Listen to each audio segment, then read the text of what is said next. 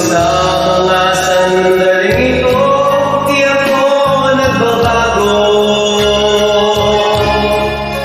Taglay ko pa rin ang damdamin sa tingin